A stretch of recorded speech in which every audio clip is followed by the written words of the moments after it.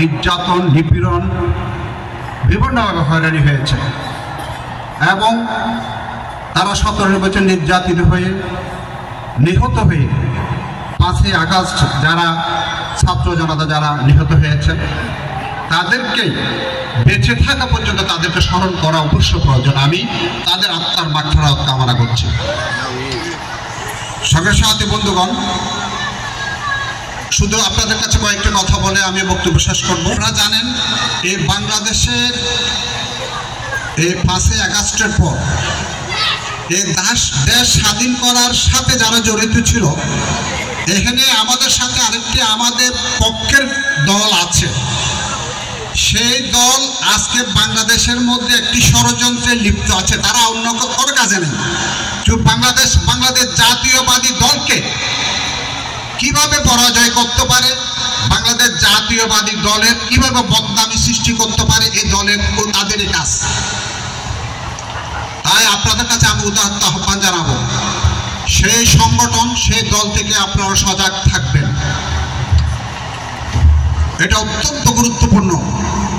আপনারা জানেন বাংলাদেশের মধ্যে গত 2 দিন থেকে রেড অ্যালার্ট জারি করা আছে। এখানে সেই ষড়যন্ত্রকারী এবং আওয়ামী লীগ জোটে বাংলাদেশের মধ্যে একটি ষড়যন্ত্র লিপ্ত আছে।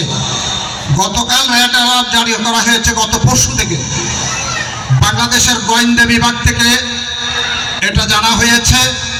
আপনারা জানেন না, বাংলাদেশের মধ্যে একটি ষড়যন্ত্রকারী এবং সেই গোষ্ঠী যে আমাদের সাথে থেকে আন্দোলন করেছিল, সেই গোষ্ঠী মিলে বাংলাদেশের মধ্যে একটা নৈরাজ্যতা সৃষ্টি করার জন্য পায়তারি শুরু করেছে।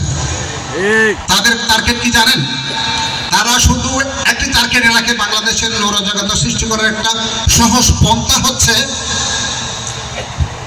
সনাতন ধর্মীয় এবং হিন্দুদের টার্গেট হচ্ছে তাদের। তারা যদি কোনো ধরনের হিন্দুদের সাথে একটি সাম্প্রদায়িক সমস্যা সৃষ্টি করতে পারে, তাহলে তারা রাজ্য জয় করে ফেলছে। শুধু একটা এই ষড়যন্ত্রটা তারা সবসময় লিপ্ত থাকে।